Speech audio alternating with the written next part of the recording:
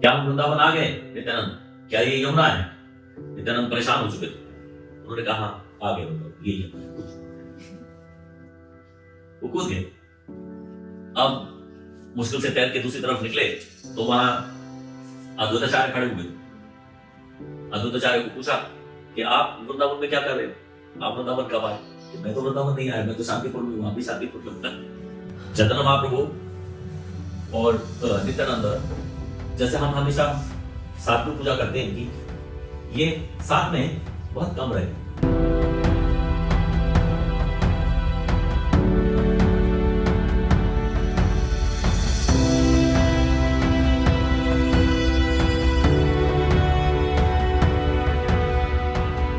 एक बार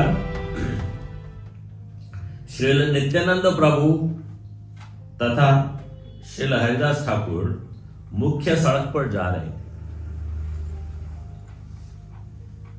तो उन्होंने सामने एकत्र शोर मचाती भीड़ देखी।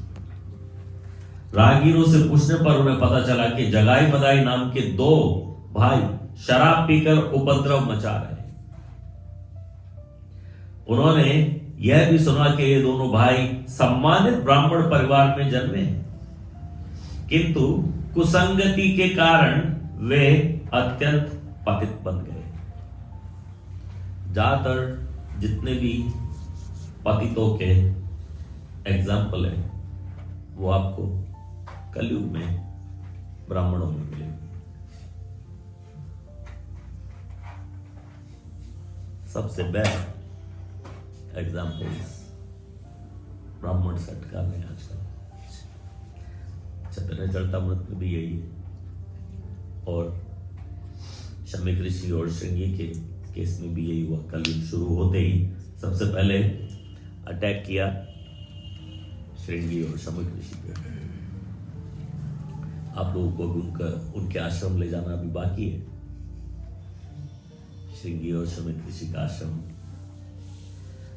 हमारी महाभारत की धरोहर, चैतन्य भागवत की लीला की स्थली, और बिल्कुल यहाँ हमारे पास में ही।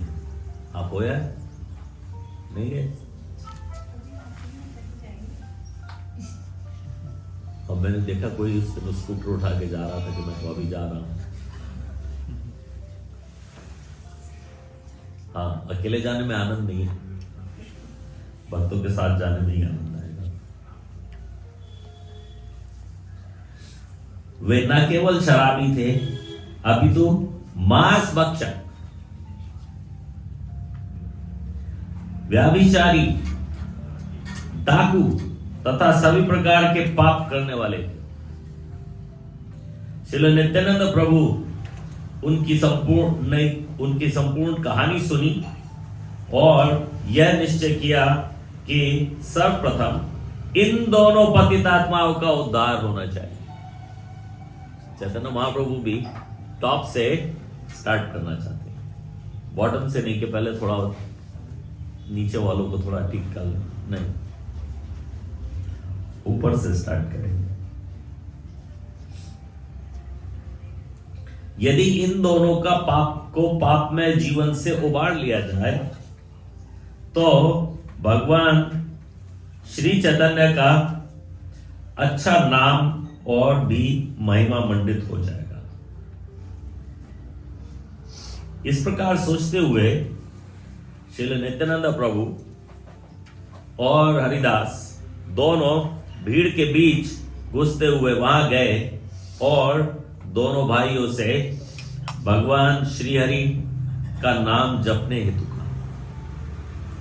इस प्रार्थना पर नशे की हालत में वे दोनों भाई आग बबूला हो उठे और नित्यानंद प्रभु को भद्दी भद्दी गालियां दी। दोनों भाइयों ने दूर तक उनका पीछा किया। जब शाम को महाप्रभु के समक्ष उपदेश कार्य की सूचना प्रस्तुत की गई तो महाप्रभु को यह जानकर प्रसन्नता हुई कि श्री नित्यानंद तथा श्री हरिदास ने दो ऐसे मूर्खों का उद्धार करने का प्रयत्न किया है। दो ऐसे मूर्खों का उद्धार करने का प्रयत्न किया है। अगले दिन, नेक्स्ट डे, अभी तो एक दिन प्रयत्न करके वापस आके लौटे, दोबारा से अगले दिन फिर प्रयत्न करके। दूसरे दिन श्री नित्यानंद प्रभु इन दोनों भाइयों को मिलने गए और जब उनके पास पहुंचे तो उनमें से एक ने मिट्टी का बर्तन का टुकड़ा मारा, वह उनके मस्तक पर लगा, उससे तुरंत खून बहने लगा। लेकिन श्री नित्यानंद इतने दयालु थे कि इस जघन्य कृत्य का विरोध करने के बदले उन्होंने कहा, चलो कोई बात नहीं, तुमने मुझ पर पत्थर फेंका, इतने पर भी मैं तुमसे प्रार्थना करता हूं कि तुम भगवान श्री हरि के पावन नाम का उच्चारण करो। हरि बोल। उन भाइयों में से एक जगाई श्री नित्यानंद प्रभु के इस आचरण को देखकर विस्मित हुआ और उसने तुरंत उनके पैरों पर गिरकर अपने पापी भाई को क्षमा करने की विनती करने लगा। जब मदाई ने पुनः श्री नित्यानंद प्रभु पर प्रहार करना चाहा तो जगाई ने उसे रोका और उनके चरणों पर गिरने हेतु उससे विनती की।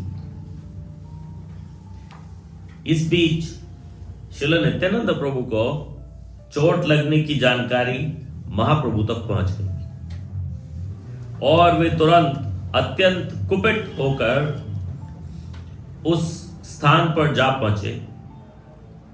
भगवान ने तुरंत ही उन पापियों का वध करने के लिए सुदर्शन चक्र का आह्वान किया,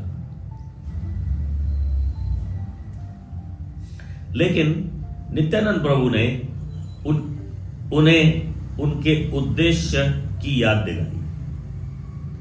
श्री भगवान का उद्देश्य कलयुग में आशाहीन पतितों का उद्धार करने का था और जगाई और मदाई दोनों भाई ऐसे पतितों के विलक्षण उदाहरण थे।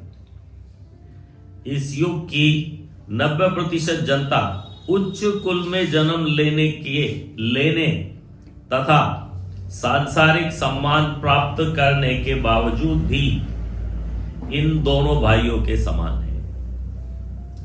हमारे जो जीता बलता प्रभु है दिल्ली में, वो बताते हैं कि चित्रगुप्त के पास वो लोगों के पाप वगैरह लिखने का खाता होता है। इन दोनों ने इतने पाप किए कि उसका खाता खत्म हो गया इनके पाप। पता नहीं इन्होंने कौन से शास्त्र में पढ़ा है, लेकिन बहुत इंटरेस्टिंग है।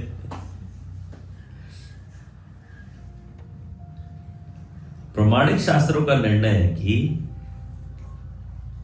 इस युग की समस्त जनता निम्नतम शूद्र गुणों वाली या उससे भी नीच होगी, या तो शूद्रों के गुण वाली या उससे भी नीच। अगर आपको कहीं जाना है मस्जिद में, तो आपको पहले वजू करने जाना पड़ेगा। वजू मतलब हाथ धो, यहां तक, पैर धो, मुंह धो,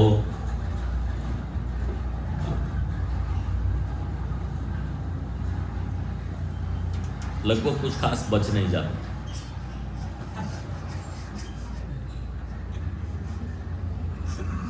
आप अगर अपना इतना अंग धो लो, मैं किसी को आइडिया नहीं दे रहा, सर्दियों में पूरा नहाना चाहिए, लेकिन अगर कोई इतना धो ले तो उसको लगे तो हो गया।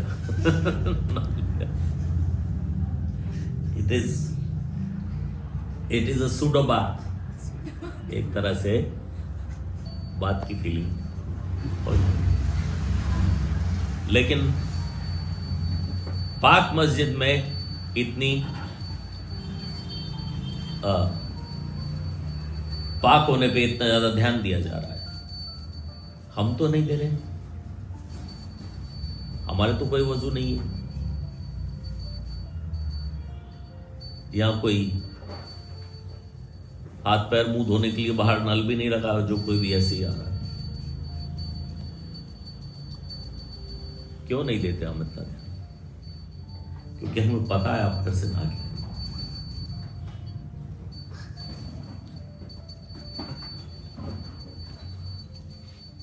और हमें पता होता कि यहां पे बिना नहाए धोए लोग आते हैं, तो हम भी बाहर वजू लगाते।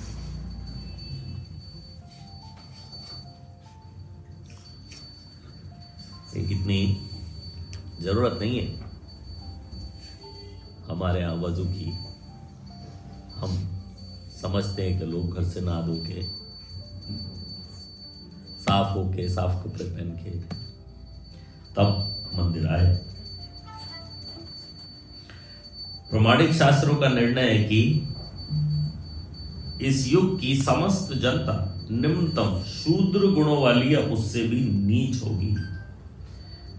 यहां यह ध्यान रखना होगा कि श्री चैतन्य महाप्रभु ने कभी जन्म के आधार पर परंपरागत जाति प्रथा को स्वीकार नहीं किया। जैसे चैतन्य महाप्रभु के वृंदावन आने की भी कथा बता रहे थे, तो एक ब्राह्मण जो उन्हें मिले, वो अपने आप को सबसे निचली कोटि के ब्राह्मण से। ब्राह्मणों में भी सब ब्राह्मण एक समान नहीं होते। उच्च कोटि के ब्राह्मण, निम्न कोटि के ब्राह्मण, मध्य कोटि के ब्राह्मण बहुत सारे होते। तो ये जो ब्राह्मण थे, ये लगभग सबसे निम्न कोटि के जो ब्राह्मण थे वो थे। और वो चैतन्य महाप्रभु को अपने हाथ से बना के भोग अर्पण करना नहीं चाहते। कहीं चैतन्य महाप्रभु का धर्म भ्रष्ट हो जाएगा, मैं तो निचली कोटि का, निचले दर्जे का ब्राह्मण। तो चैतन्य महाप्रभु ने क्या कहा? मैं उस बात में बिल्कुल नहीं मानता। कोई ब्राह्मण है, जन्म से कोई क्या है वो मैं नहीं मानता। मेरे लिए तुम उच्च कोटि हो क्योंकि तुम वैष्णव। Moreover you are initiated by Madhavendra Puri, you are an initiated devotee. तो जो खास तौर पे जो दीक्षित भक्त है, उसका कोई जाति नहीं रह गई। चाहे वो शूद्र के घर में जन्मा है, चाहे वो ब्राह्मण के घर में जन्मा है, हमारे लिए कोई फर्क नहीं। हमारे यहाँ बहुत सारे ब्राह्मण परिवारों में जन्मे हुए लोग आते हैं और उच्च कोटि के ब्राह्मण परिवारों में लोग आते हैं। वो हमारे ऑल्टर पे नहीं जाते। हमारे ऑल्टर पे वो जाएगा जो क्वालिफाइड है। उसका जन्म किस परिवार में हुआ है, इट डजंट मैटर।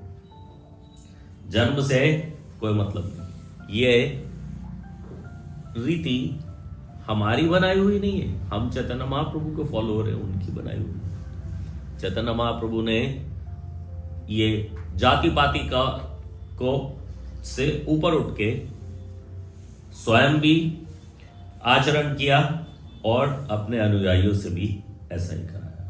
परंपरागत जाति प्रथा को स्वीकार नहीं किया, अपितु उन्होंने किसी के स्वरूप किसी के स्वरूप की वास्तविक पहचान के विषय में शास्त्र निर्णय पर पुरजोर पालन किया।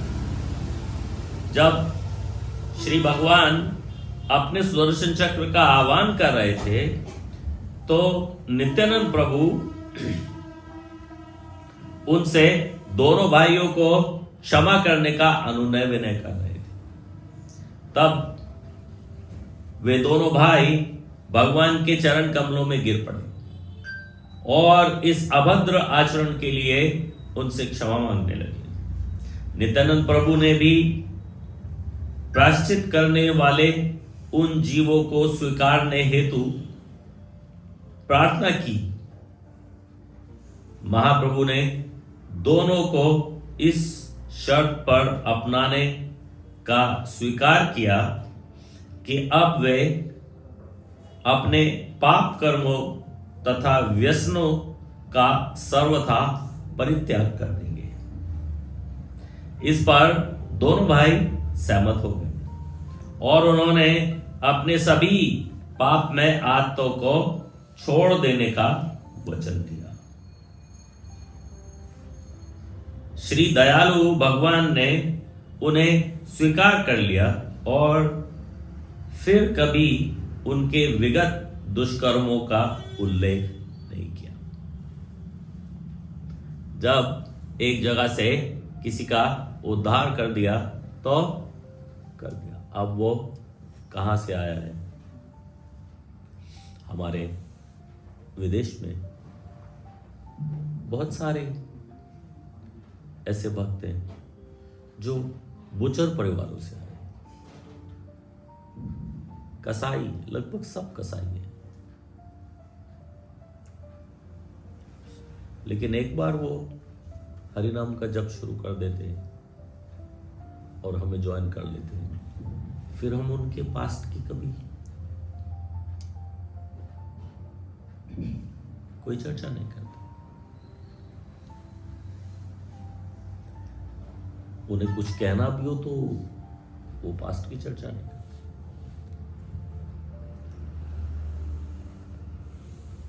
जो थे वो छोड़ दिया, शेल्टर ले लिया तो ले लिया। अब केवल आगे बढ़ने का काम है और कुछ नहीं। ऐसे ही गौड़ निताय कर रहे हैं, हमारे लिए एग्जाम्पल सेट कर रहे हैं और हम तो केवल फॉलोअर्स। ये सब हमें क्यों पता है, हम ऐसा क्यों करते हैं? गौड़ निताय के फॉलोअर्स हैं। भगवान श्री चैतन्य का विशिष्ट दया भाव है। इस युग में कोई भी यह नहीं जान सकता कि वह पाप से मुक्त है।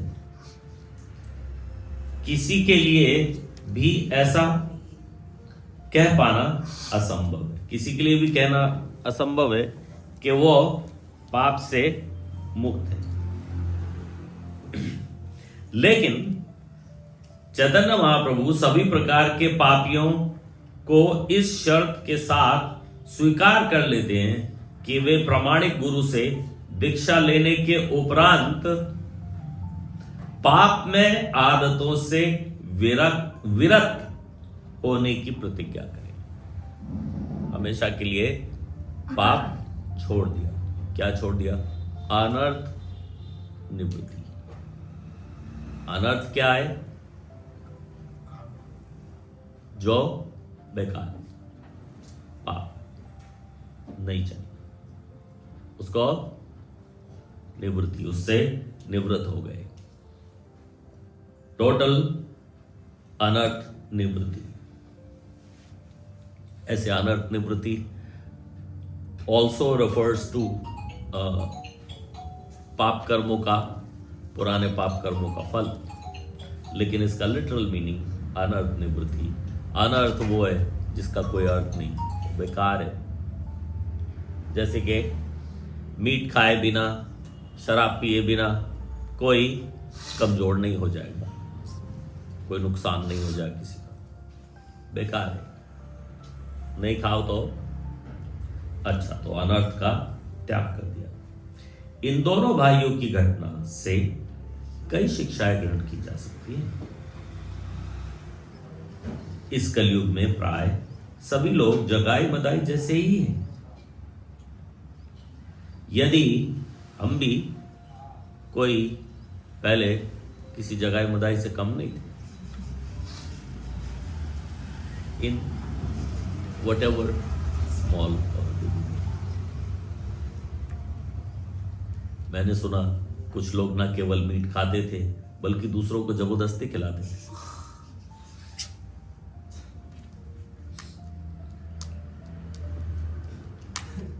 लेकिन श्रील प्रभुपाद के मूवमेंट के टच में आके सब लोग पवित्र हो रहे। यदि अपने दुष्कृत्यों के बंधन से छूटना चाहते हैं तो उन्हें भगवान श्री चैतन्य महाप्रभु की शरण ग्रहण करनी चाहिए और आध्यात्मिक दीक्षा लेने के उपरांत उन बातों से दूर रहना चाहिए जिनकी शास्त्रों में मनाही की गई। श्री भगवान ने श्रील रूप गोस्वामी को जो शिक्षाएं दी हैं उसमें इन निषेधात्मक नियमों का वर्णन किया। अपने गृहस्थ जीवन में महाप्रभु ने अधिक चमत्कार नहीं दिखाए जिनकी आशा ऐसे महापुरुषों से की जाती है। लेकिन एक बार श्रीनिवास ठाकुर के घर में जब संकीर्तन अपनी चरम सीमा पर था तब उन्होंने एक आश्चर्यजनक चमत्कार अवश्य किया। उन्होंने भक्तों से पूछा कि क्या वह भोजन ग्रहण करना चाहते हैं।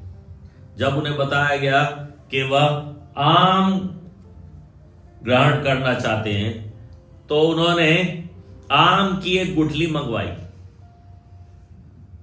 यद्यपि वह आम की ऋतु नहीं थी, आउट ऑफ सीजन, खाली एक गुठली मिल जाए बस, आम नहीं मिले कोई बात नहीं, एक गुठली। जब आम की गुठली ला दी तो उन्होंने श्रीनिवास के आंगन में उसे बो दिया। तुरंत ही उस बीज से पौधा अंकुरित होने लगा। देखते ही देखते पौधे ने एक पूर्ण विकसित आम के वृक्ष का रूप धारण कर लिया। जो भक्तगण ग्रहण कर सकें उससे भी ज्यादा पके फलों से भरा हुआ पौधा झुका हुआ था। यह वृक्ष श्रीनिवास के आंगन में लगा रहा और भक्तगण इससे इच्छानुसार फल प्राप्त करते रहे। अब ये पेड़ लगा दिया, अब इसमें फल आ रहे, सब लोग लेते रहो, खाते रहो। रिमाइंड्स मी डिट्रॉइट आप जानते हो ना, अमेरिका में बहुत बड़ा शहर है डिट्रॉइट। तो डिट्रॉइट इज नोन फॉर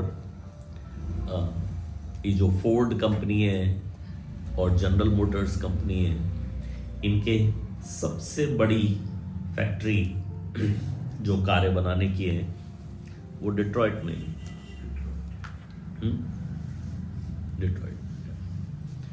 तो वहां पे जब जनरल मोटर्स ने कार बनानी शुरू करी थी, फोर्ड ने तो पूरी कार बनाई, जनरल मोटर्स ने जैसे कार की चैसी होती है वो बनाई, कार नहीं बनाई। वो कार की चैसी बनाते थे, जैसे ट्रकों की चैसी आती है फिर उसके ऊपर ट्रक बनाया जाता है, या बस की चैसी आती है फिर उसके ऊपर बस बनाई जाती है। तो जीएम ने खाली चैसी बनाई, कार नहीं बनाई। उसके ऊपर कार बनाने के लिए उन्होंने एक और कंपनी को हायर किया, उसका नाम था फिशर। तो कार जीएम के नाम से बिकती थी कि जनरल मोटर्स की कार, लेकिन जैसे आप उसका डोर खोलोगे तो उसमें नीचे लिखा रहेगा body by Fisher. Body by Fisher. जैसे जो बस है वो टाटा की है, आगे टाटा लिखा है, पीछे उसका नाम लिखा होगा जिसने बॉडी बनाई उसकी। वो बॉडी टाटा से नहीं आई, खाली चैसी आई। तो ऐसे ये दो कंपनियों में कोलैबोरेशन थी। तो ये जो फिशर था, ये एक आदमी का नाम है जिसने सबसे पहले ये काम शुरू किया था जीएम के साथ उसकी। तो ये आदमी बहुत बड़ा अय्याश था, कुआरा भी था, सारा जीवन कुआरा ही रहा, अय्याशी में इतना ज्यादा, और बहुत एक्स्ट्राऑर्डिनरी रिच था। उस समय का एलॉन मस्क समझ लो, क्योंकि इसको बना बनाया जैसी मिलता है उसके ऊपर अपना फिशर की बॉडी बना के बेचता है। तो उसने अपने लिए एक मकान बनवाया, घर आज भी है, उसको कहते फिशर मैंशन।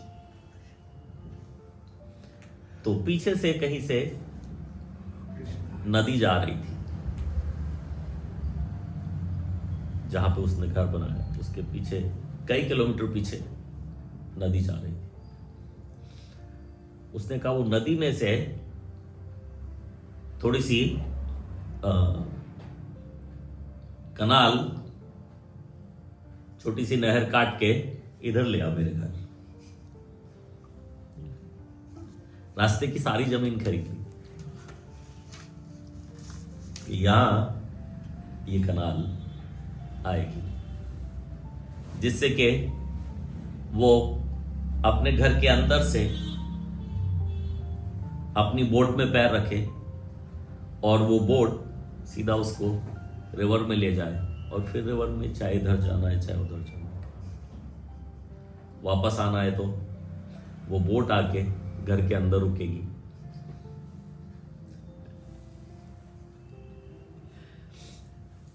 उसको पार्टी का बहुत वो था, पार्टी का बहुत शौक था।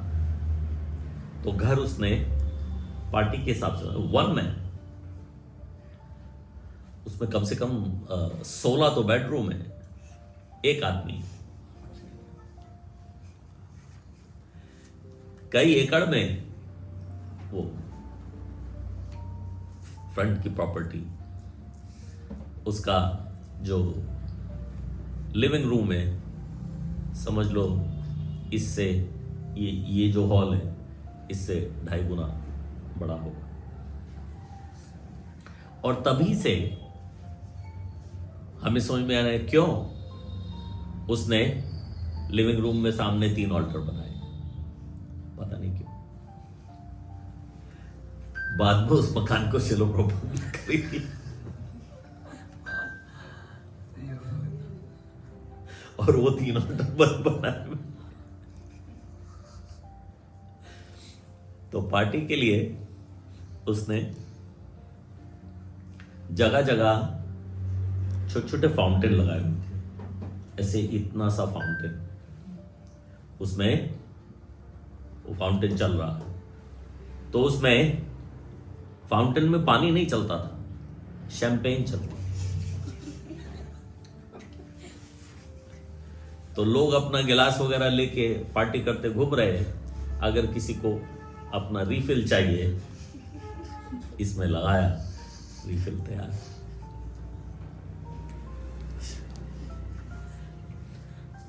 वो फाउंटेन आज भी हैं, आज भी चलते हैं, लेकिन हम उन्हें पानी में ही चलाते हैं। आपको समझ में आएगा, ये सारी प्रॉपर्टी अब हमारी है।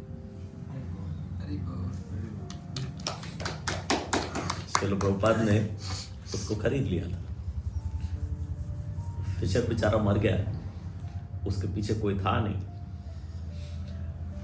प्रॉपर्टी टैक्स किसी ने पे नहीं किया,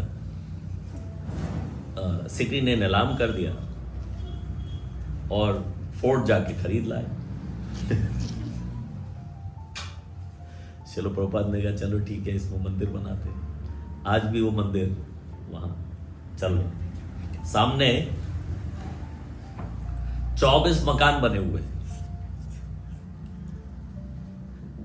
सर्वेंट क्वार्टर्स, जिनको आप यहां वेला कहोगे। यहां पे तो आप उसको कहोगे 24 वेला बने हुए सामने, लेकिन उसके वो सर्वेंट क्वार्टर्स थे। हमारे भक्त लोग सब वो विलास में अब रहते हैं सर्वेंट क्वार्टर्स में। हम तो है ही सर्वेंट, हमें सर्वेंट क्वार्टर में रहने में कोई वो नहीं है। तो चैतन्य महाप्रभु ने वो गुठली से ऐसा ट्री लगा दिया कि आओ, जिसको जितने आम चाहिए तोड़ो, लो, ले जाओ। That reminded me of that champagne fountain, जिसको जितनी चाहिए भरो।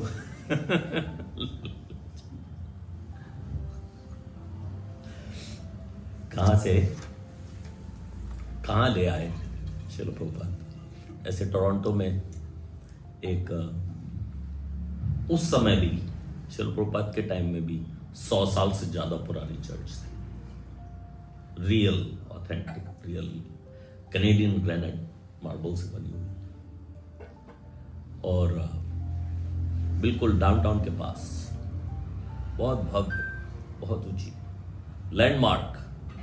कोई भी जानता है कि वो चर्च कहाँ है, उसका नाम ले दो तो उसके पास जाना है, या उससे इधर या उससे उधर, लैंडमार्क।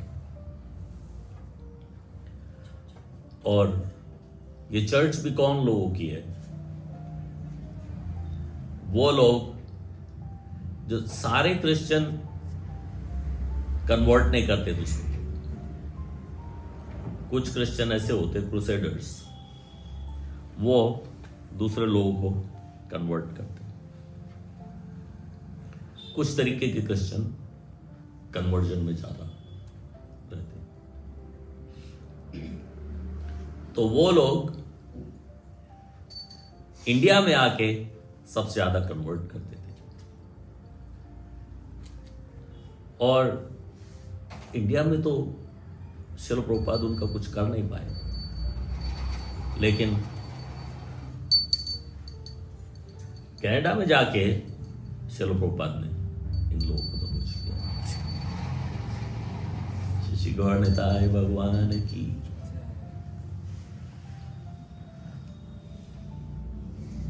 पहले तो उनका जो सबसे बड़ा हेड था, उसके बेटे को अपने आवायत में ले आए।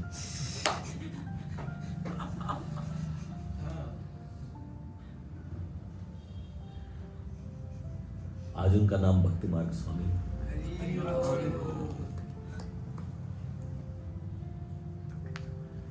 उनके पिताजी की पूरी तरह से नाक कट गई। मैं सारी दुनिया को कन्वर्ट करने का इतना बड़ा बॉस हूं, मेरा अपना बेटा ही।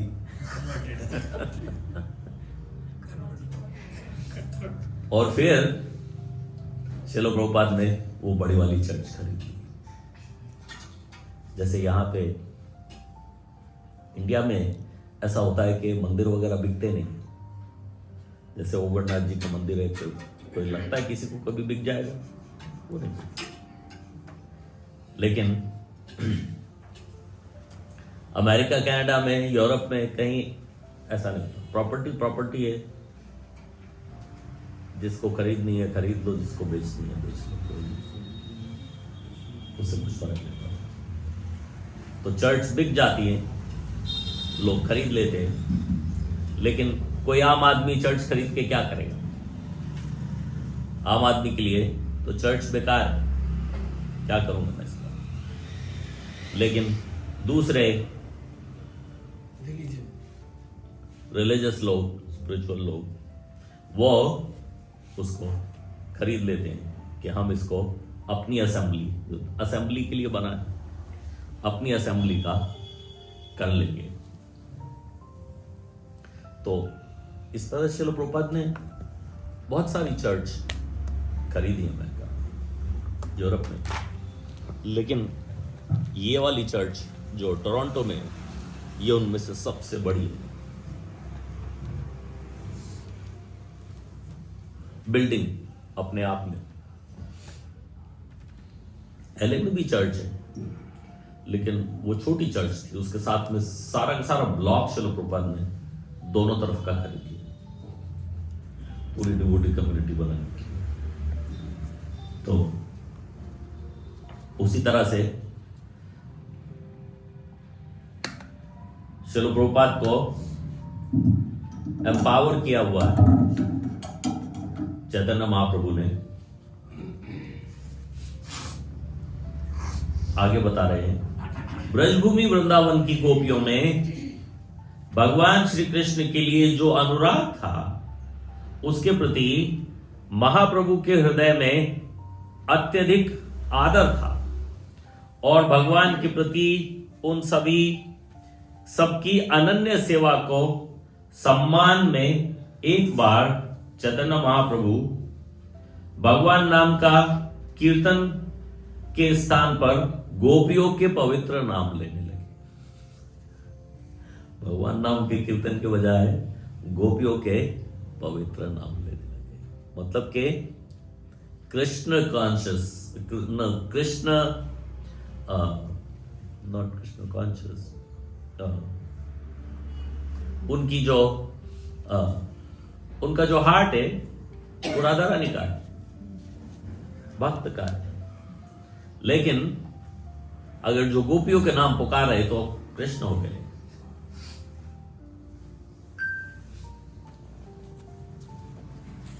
भक्त तो किसका नाम पुकारता है? भगवान का। तो हमेशा वो भगवान का नाम पुकार रहे हैं क्योंकि वो भक्तावतार है, भक्त के मूड में, लेकिन वो है तो कृष्ण ही, तो कभी कभी कृष्ण का मूड भी आ जाता है। कृष्ण का मूड आ गया तो गोपियों के नाम पुकार रहे।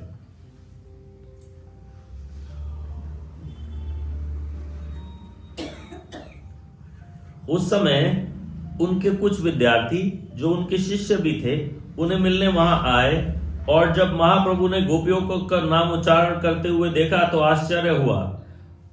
उन्होंने निरी मूर्खतावश महाप्रभु से पूछा कि गोपियों का नाम लेकर क्यों कीर्तन कर रहे हैं, और उन्हें परामर्श दिया कि कृष्ण नाम का कीर्तन करें।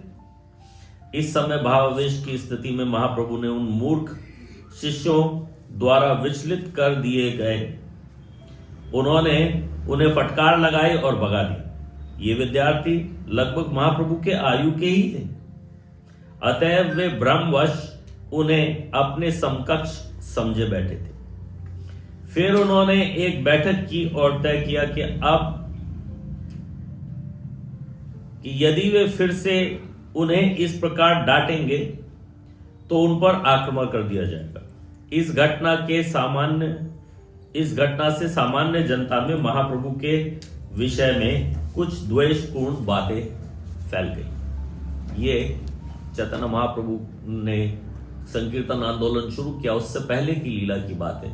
इस समय चैतन्य महाप्रभु निमाय पंडे थे जो टीचर है, लेकिन ऊपर से वो टीचर है, लेकिन अंदर से जो कृष्ण को उन्होंने दबा के रखा हुआ है वो कभी कभी भाव में बाहर निकलता है। जैसे कि टीनेजर्स की क्या प्रॉब्लम है, कभी वो बच्चे बनना चाहते हैं और कभी वो जवान बनना चाहते हैं। टीनेजर्स के they can't decide to be this way or that way. एक पैर इधर है, एक पैर उधर है।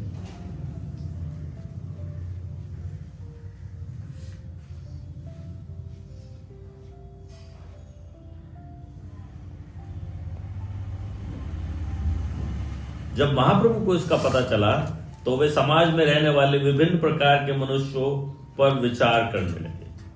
उन्होंने ध्यान में लिया कि विशेष रूप से विद्यार्थी, प्राध्यापक, सकाम कर्मी, योगी, अभक्त तथा विभिन्न प्रकार के नास्तिक ही श्री भगवान की भक्तिमय सेवा के विरोधी होते। अतएव उन्होंने विचार किया, मेरा ध्येय है इस युग के सभी पतितात्माओं का उद्धार करना, किंतु यदि वे मुझे एक सामान्य व्यक्ति समझकर मेरे प्रति अपराध करते हैं तो इससे उन्हें कोई लाभ नहीं होगा। यदि उन्हें आध्यात्मिक अनुभूति के जीवन का प्रारंभ करना है तो उन्हें किसी न किसी रूप में मुझे नमस्कार करना होगा।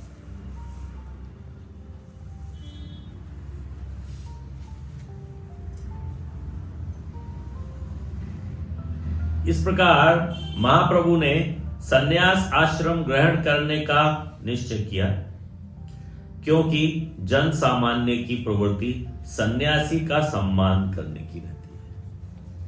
This is the answer to the question why Chaitanya Mahaprabhu took sannyas at 24 for preaching purpose. 500 वर्ष पूर्व समाज की दशा आज की तरह गिरी हुई न थी।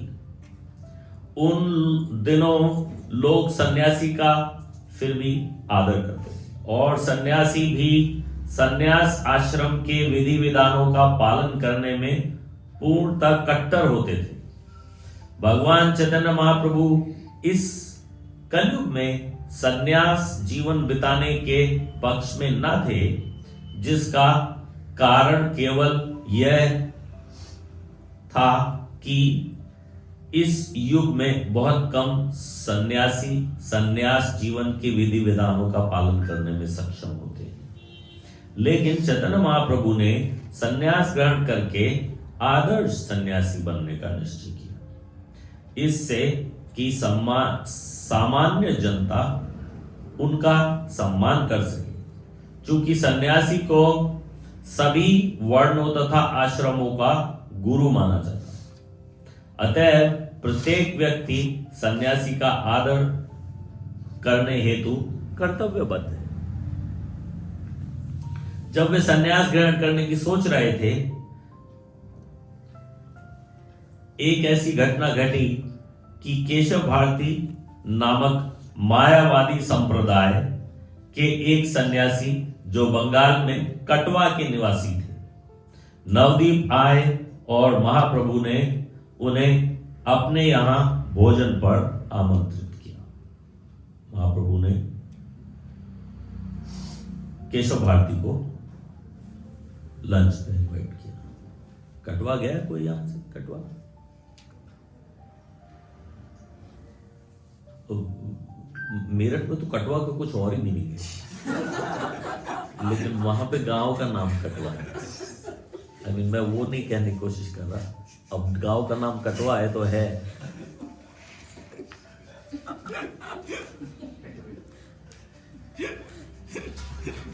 तो वो कटवा नाम के गांव में केशव भारती का आश्रम था, आज भी है।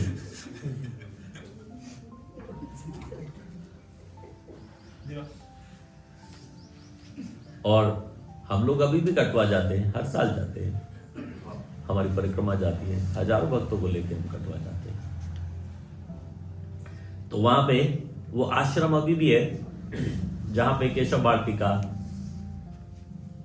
निवास था। मायावादी सन्यासी थे, मायावादी आश्रम था, लेकिन वो सन्यास दिया करते थे। ऐसा नहीं है कि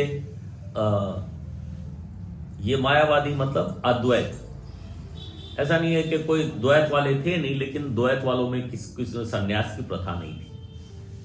तो चैतन्य महाप्रभु ने उनसे ही सन्यास लिया। वहां पे उनके आश्रम में आज भी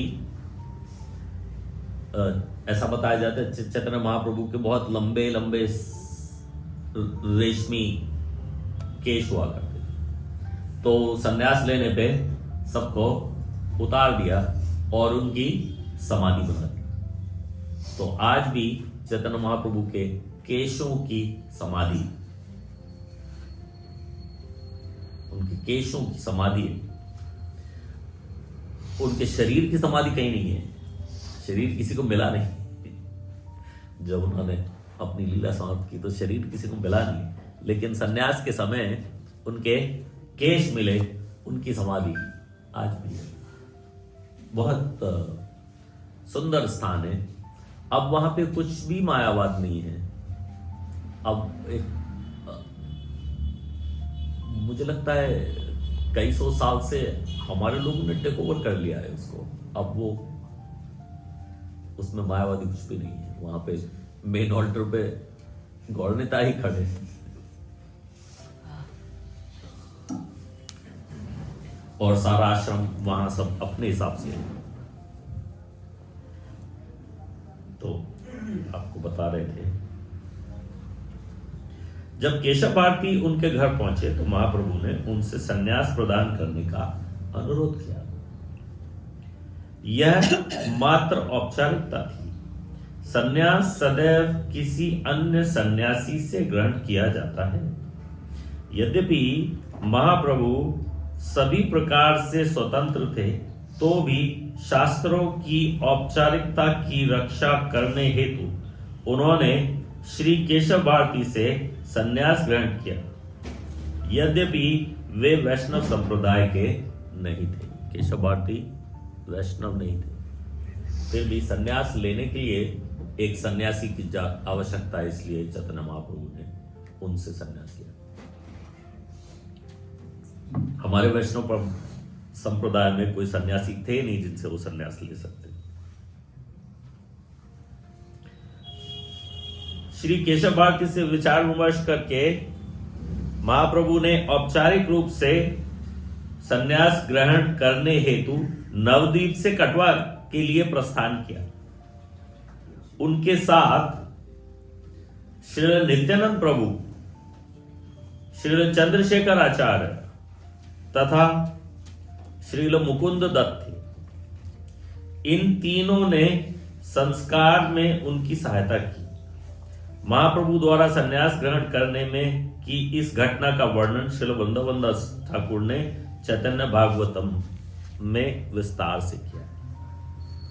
इस प्रकार अपने 24वें वर्ष की समाप्ति पर माघ मास में, माघ तो अभी चल रहा है, माघ मास में महाप्रभु ने सन्यास आश्रम स्वीकार किया। हम कोई चैतन्य महाप्रभु के सन्यास लेने की वो नहीं मनाते एनिवर्सरी, प्रभुपाद जी का मनाते हैं। इस आश्रम को स्वीकार करने के बाद वे भागवत धर्म के पूर्ण रूपेण उपदेशक बन गए। चैतन्य महाप्रभु ने प्रचार के लिए स्वयं तो सन्यास लिया, लेकिन प्रचार के लिए ही नित्यानंद को कहा आप जाके विवाह कर लो। अब मैं क्यों विवाह कर लूं, प्रचार में है।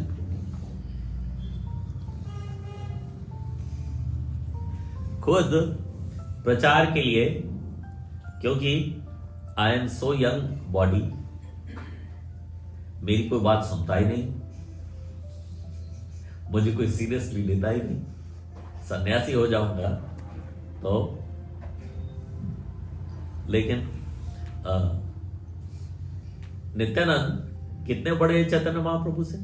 12 years. हाँ, 12 years. हाथ ऊपर क्या था?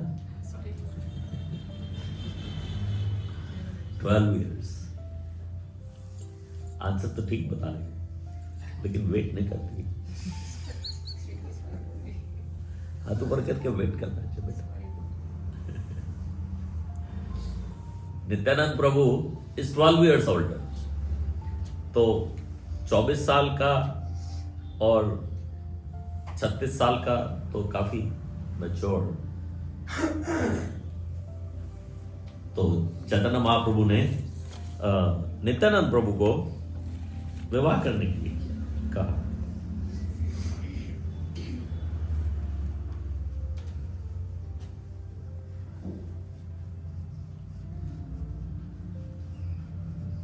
जब उन्हें अनुभव हुआ कि उन्हें प्रचार में कुछ बाधाएं आ रही हैं, तो उन्होंने पतित आत्माओं के लिए अपने गृहस्थ जीवन के सुखों का बलिदान कर दिया। ऑलरेडी गृहस्थ में प्रवेश कर चुके। उनके गृहस्थ जीवन में अद्वैत प्रभु तथा श्रीवास ठाकुर उनके मुख्य सहायक थे, किंतु संन्यास आश्रम ग्रहण करने के उपरांत उनके मुख्य सहायक नित्यानंद प्रभु, जिन्हें विशेष रूप से बंगाल में प्रचार का कार्य के हेतु नियुक्त किया गया। चैतन्य महाप्रभु और नित्यानंद, जैसे हम हमेशा साथ में पूजा करते हैं इनकी, ये साथ में बहुत कम रहे। ये संकीर्तन आंदोलन स्टार्ट करने के लिए चैतन्य महाप्रभु ने जब स्टार्ट किया तो नित्यानंदा मायापुर पहुंचे, और उसके बाद बहुत जल्दी ही चैतन्य महाप्रभु वो बंगाल का सारा एरिया छोड़ के चले गए, लेकिन नित्यानंद प्रभु को बंगाल में डिप्यूट कर गए। जैसे कि हम आपको ले गए थे गोद्रुम। कौन कौन गया था गोद्रुम हमारे साथ? गोद्रुम। तो गोद्रुम was the headquarter where Lord Nityananda started the preaching. Yeah. और चैतन्य महाप्रभु वहां नहीं रहे। तो सन्यास लेने से पहले भी चैतन्य महाप्रभु और नित्यानंद टुगेदर नहीं थे, और बाद में जब प्रचार करना शुरू किया तो भी चैतन्य महाप्रभु ने उड़ीसा बंगाल की जोन नित्यानंद प्रभु को दे दी और स्वयं उस तरफ।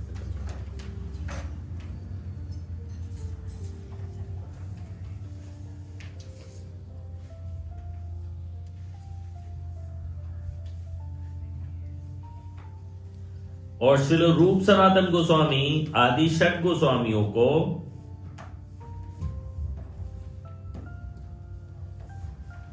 चैतन्य महाप्रभु और नित्यानंद, जैसे हम हमेशा साथ में पूजा करते हैं इनकी, ये साथ में बहुत कम रहे।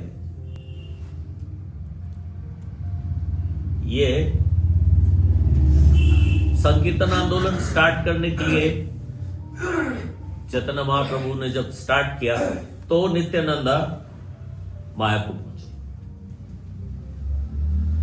और उसके बाद बहुत जल्दी ही चैतन्य महाप्रभु वो बंगाल का सारा एरिया छोड़ के चले गए, लेकिन नित्यानंद प्रभु को बंगाल में डिप्यूट कर गए। जैसे कि हम आपको ले गए थे गोद्रुम। कौन कौन गया था गोद्रुम हमारे साथ? गोद्रुम। तो गोद्रुम was the headquarter where Lord Nityananda started the preaching. Yeah. और चैतन्य महाप्रभु वहां नहीं रहे। तो सन्यास लेने से पहले भी चैतन्य महाप्रभु और नित्यानंद टुगेदर नहीं थे, और बाद में जब प्रचार करना शुरू किया तो भी चैतन्य महाप्रभु ने उड़ीसा बंगाल की जोन नित्यानंद प्रभु को दे दी और स्वयं उस तरफ।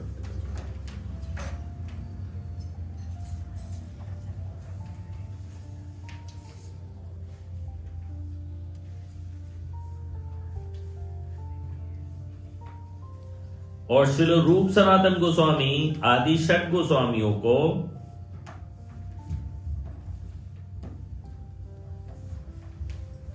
वृंदावन जाके प्रचार करने की के लिए डिप्यूट किया। श्रील रूप तथा श्रील सनातन गोस्वामी को वृंदावन जाकर आज के तीर्थ स्थानों की खुदाई करके प्रस्थापित करने हेतु नियुक्त किया गया। इस प्रकार भगवान चैतन्य महाप्रभु की इच्छा से आधुनिक वृंदावन नगरी तथा ब्रजभूमि की महत्ता का प्रकटीकरण हो सका।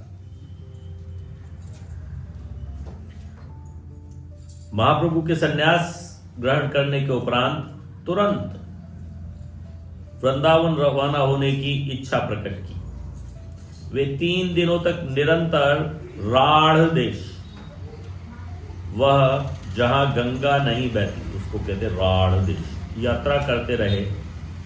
वे वृंदावन जाने के लिए के विचार में पूर्ण भावावेश थे, लेकिन श्री नित्यानंद ने उनका मार्ग बदल दिया और उन्हें अद्वैत प्रभु के घर शांतिपुर ले आए।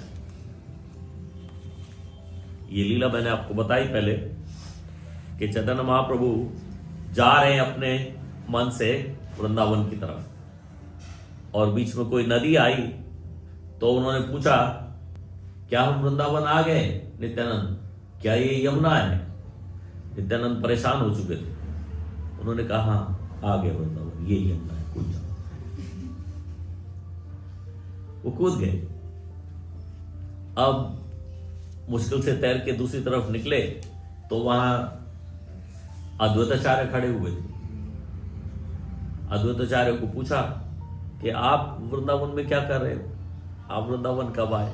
कि मैं तो वृंदावन नहीं आया, मैं तो शांतिपुर में हूं, आप भी शांतिपुर में।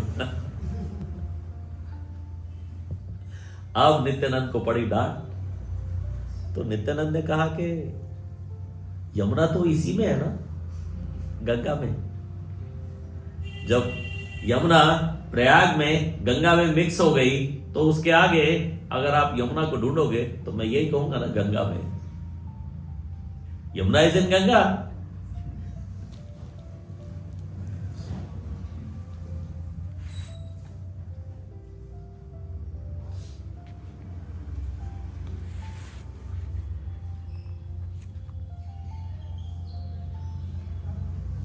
महाप्रभु अद्वैताचार्य के घर पर कुछ दिन ठहरे।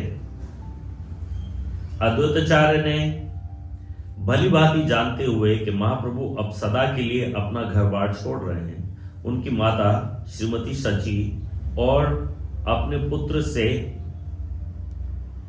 अंतिम भेंट करने हेतु नवदीप बुलवा लाने हेतु अपने आदमी भेजे। कुछ धूर्तों का कहना है कि संन्यास ग्रहण के उपरांत महाप्रभु अपनी पत्नी से मिले। ये धामेश्वर महाप्रभु नाम के मंदिर आप लोग गए हो तो वहां पे चैतन्य महाप्रभु की खड़ाऊ है, जो वो चांदी के उसमें बंद है। तो ये कंट्रोवर्सी जो है ये उसकी है। वहां पे लोग कहते हैं कि चैतन्य महाप्रभु ने स्वयं ये खड़ाऊ विष्णुप्रिया को दी थी, लेकिन हमारे वैष्णव आचार्य कहते नहीं, चैतन्य महाप्रभु ने विष्णुप्रिया को नहीं दिए, क्योंकि एक सन्यास लेने के बाद एक सन्यासी अपनी पत्नी को मिल नहीं सकता। तो चैतन्य महाप्रभु विष्णुप्रिया को कभी नहीं मिले। ये खड़ाऊ उन्होंने विष्णुप्रिया को नहीं दिए, अपनी मां को दिए, सची देवी। सची माता ने उनका जब तक वो रही वो खड़ाऊओं का देखभाल किया, उनकी पूजा की, और अब वो शरीर छोड़ के जाएंगी तो ये खड़ाऊ ऑटोमेटिकली विष्णुप्रिया को पास ऑन हो जाएंगे। तो विष्णुप्रिया हैज द खड़ाऊ, लेकिन इसलिए नहीं क्योंकि चैतन्य महाप्रभु ने स्वयं उनको दिए हैं, इसलिए क्योंकि सची माता ने उनको दिए।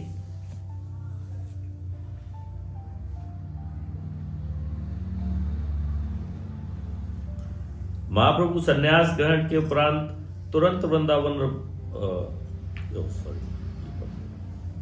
कुछ धूर्तों का कहना है कि संन्यास ग्रहण के उपरांत महाप्रभु अपनी पत्नी से मिले और उन्हें पूजा के लिए अपनी पादुका दी, लेकिन प्रमाणिक स्रोतों से ऐसी भेंट की कोई सूचना प्राप्त नहीं होती। उनकी मां ने अद्वैत प्रभु के घर से खड़ाऊ ली और जब अपने पुत्र को संन्यास धारण किए देखा तो विलाप करने लगी। उन्होंने समझौते के रूप में अपने पुत्र से प्रार्थना की कि वे पुरी को अपना केंद्र बनाएं, जिससे कि उन्हें उनके समाचार मिलते रहे। महाप्रभु जाना तो चाहते थे वृंदावन, लेकिन उनकी माता ने इंसिस्ट किया कि नहीं, आपको जाना है तो पूरी चले जाओ। महाप्रभु ने अपनी प्यारी मां की इस अंतिम इच्छा को शिरोधार्य किया। इस घटना के पश्चात महाप्रभु ने नवद्वीप के सभी निवासियों को उनके वियोग के शोक सागर में निमग्न छोड़कर पुरी के लिए प्रस्थान कर दिया।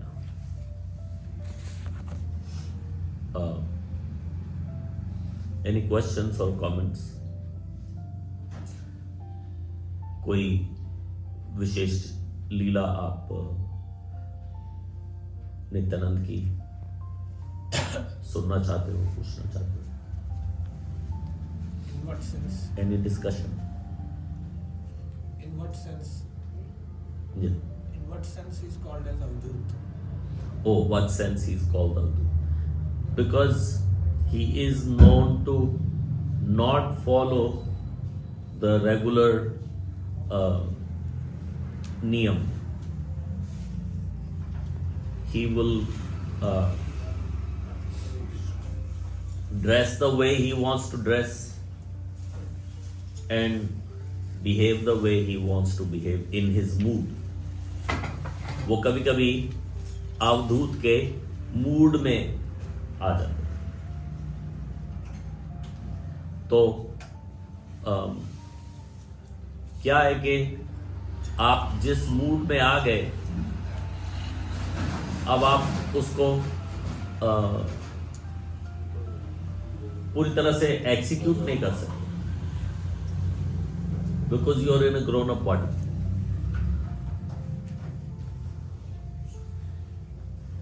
लेट्स से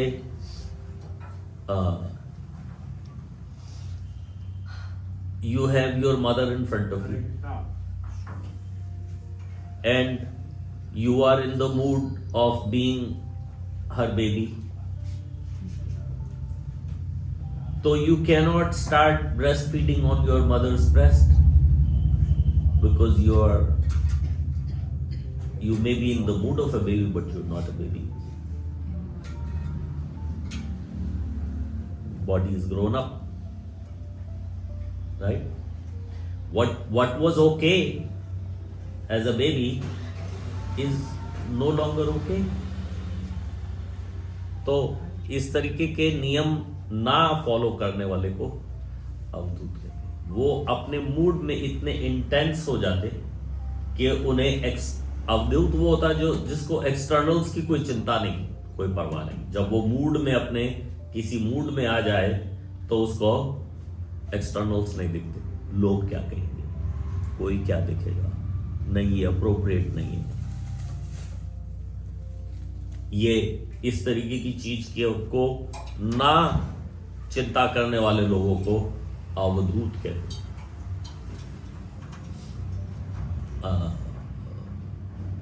ऋषभदेव को भी अवधूत कहा गया। He didn't wear any clothes. तो वो उनका अपना मूड है। हमने कपड़े बहुत से लोग कपड़े अपने लिए पहनते हैं, ज्यादातर लोग कपड़े दूसरों के लिए पहनते हैं। मेरे पहने हुए मुझे तो नहीं दिख रहे।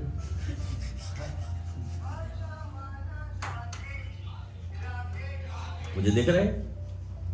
मुझे तो नहीं दिख रहे मैंने क्या पहना। मुझे सारा दिन नहीं दिखता, लेकिन सबको दिखता है क्या पहनना है। तो अगर जो मेरा मूड है कपड़े नहीं पहनने का, तो I don't just execute it. लोक लाज के लिए चाहे कितना भी मेरा कपड़े पहनने का मूड नहीं, फिर भी मुझे कपड़े पहनने। तो अवधूत उस लोकलाज की चिंता नहीं करता, वो अवधूत है। लोकलाज की चिंता है। अब मेरा मूड नहीं है तो नहीं, I am not answerable to anyone. I am the supreme personality of God. Who is going to question me? You have a problem with it? It's okay.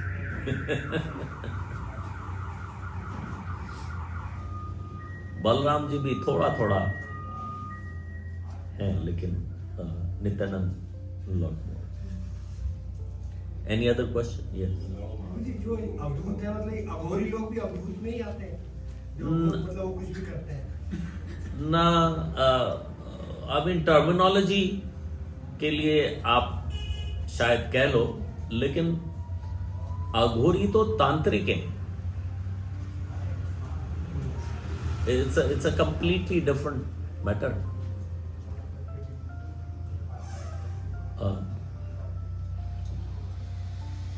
Nityanand वैष्णव है, चाहे वो अवधूत कहलाया जाता है, at times he behave that way, not all the time.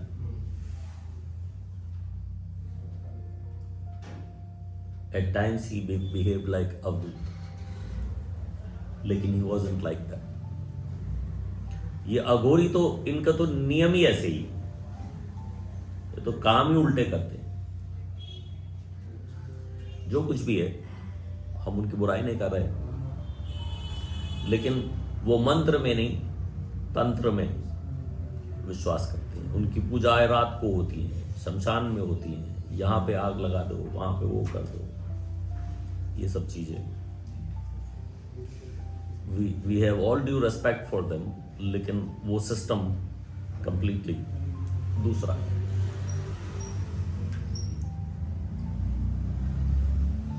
ये जितने भी नागा है, ये सारे अघोरी नहीं है। अघोरी is very rare,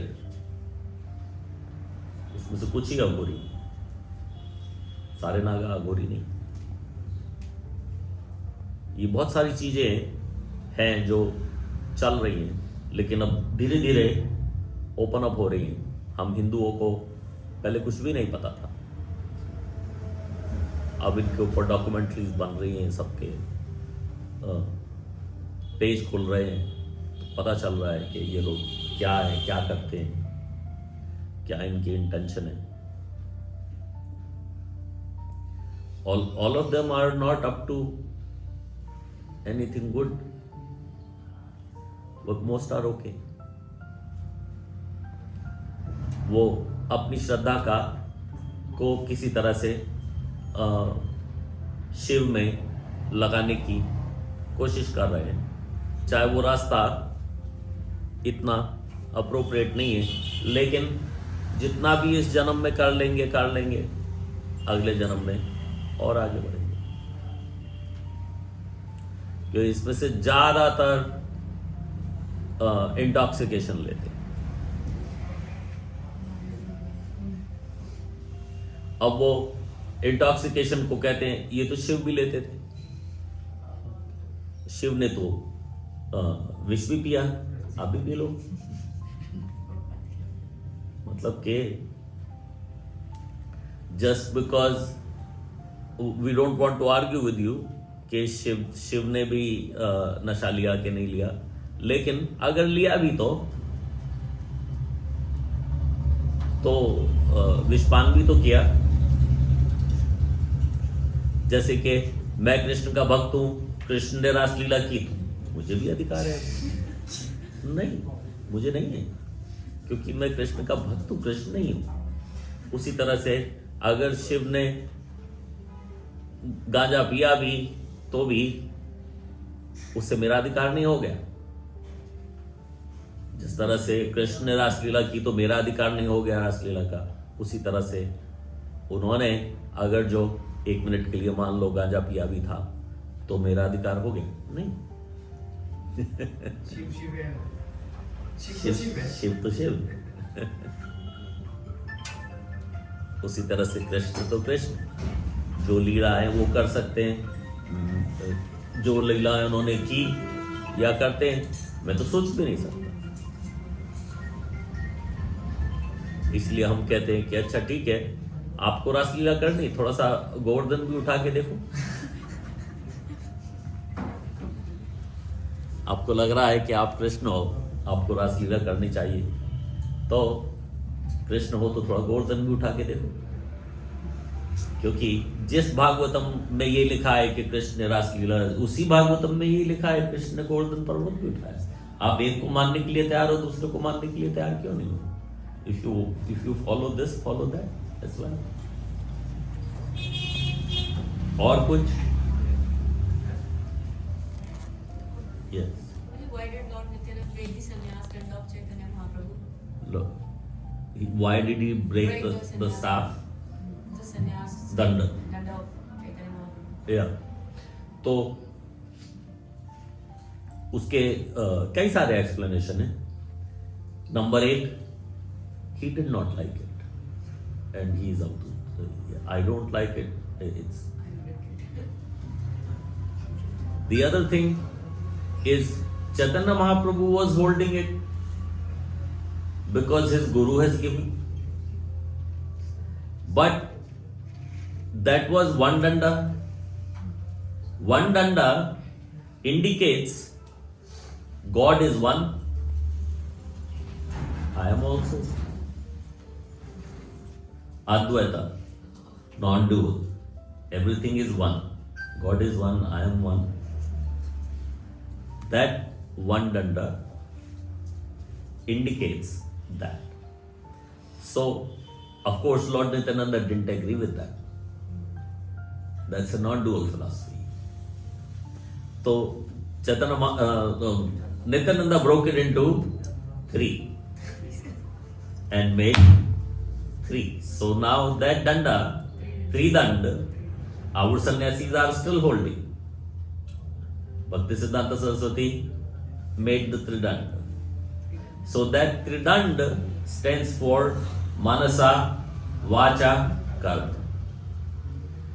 So if I took the Tridanda, now I am taking a vow to not to think of anything else except Krishna, not to speak about anything else except Krishna, and not to work for anybody else except Krishna. That is my vow. That is the 3 dand. So he made 1 dand into 3 dand.